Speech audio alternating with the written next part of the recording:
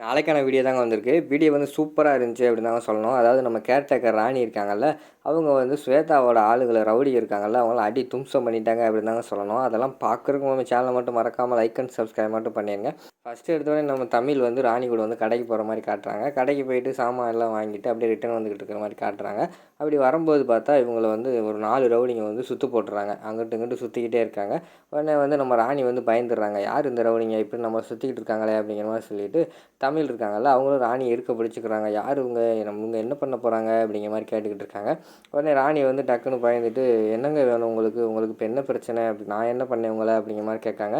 நீ ஒன்றும் பண்ணலை, நீ ஒரு பிரச்சனையும் கிடையாது, நீ பேசாமல் போயிரு. எங்களுக்கு தேவையானது வந்து இந்த பிள்ளை தான். இந்த தமிழ் பிள்ளையை மட்டும் விட்டுட்டு நீ இந்த இடத்த விட்டு ஓடிடு, உன்னை ஒன்றுமே பண்ண மாட்டோம். தமிழ் பிள்ளையை நாங்கள் தூக்கிட்டு போக போகிறோம் அப்படிங்கிற மாதிரி வந்து அவங்க ரவுடி வந்து சொல்கிறாங்க.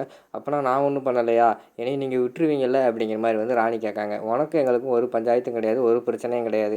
அதனால் நீ ஒன்றுமே இது பண்ண தேவை கிடையாது. நீ இந்த பிள்ளையை மட்டும் தனியாக விட்டுட்டு இந்த இடத்த விட்டு போயிரு, நான் ஒன்றுமே பண்ண மாட்டேன் அப்படிங்கிற மாதிரி சொல்கிறாங்க. நம்ம தமிழ் வந்து பயந்துடுறாங்க. ஐயையோ நம்மளை விட்டுட்டு வந்து இவங்க போயிடுவாங்களோ அப்படின்னு சொல்லிட்டு உடனே ராணி ஆண்டி என்னை விட்டு போயிடாதீங்க, என்னை காப்பாற்றுங்க அப்படிங்கிற மாதிரி வந்து தமிழ் சொல்கிறாங்க. டக்குன்னு கையில் இருந்த பேக்கை வந்து நம்ம ராணி வந்து கீழே போடுறாங்க. கீழே போட்டோடனே கீழே வந்து ஒரு செங்கல் கிடக்கு. செங்கலை வந்து கையில் எடுத்துடுறாங்க. எடுத்துகிட்டு எல்லாத்தையுமே அடி வெளுன்னு வெளுக்க ஆரம்பிச்சிடுறாங்க. செங்கலை வச்சு அடி வெளுன்னு வெளுத்துக்கிட்டு இருக்காங்க. எல்லாம் சிதறி ஓடுறாங்க. அதுக்கடுத்து அவங்க கையில் வேறு சும்மாவாக இருக்காங்க. அவங்க கையில் வேறு ஒரு கட்டை வேறு கிடச்சிருது. கட்டை கிடச்சோடனே எல்லாத்தையும் இந்த பக்கம் அந்த பக்கம் அடித்து தும்சம் பண்ணிக்கிட்டு இருக்கிற மாதிரி காட்டுறாங்க. கடைசியில் பார்த்தா அந்த 4 ரவுடிகளுமே சேர்ந்துக்கிட்டு வழி தாங்க முடியல அவங்களால. எங்களை விட்டுருங்க மேடம், எங்களை விட்டுருங்க மேடம் அப்படிங்கிற மாதிரி சொல்லி கதற ஆரம்பிச்சிடுறாங்க. 4 ரவுடிகளும் கீழே படுத்து கிடக்காங்க. இவங்க கட்டையை வச்சு 4 பேர்த்தையும் அடி வெளுன்னு வெளுத்துக்கிட்டு இருக்காங்க.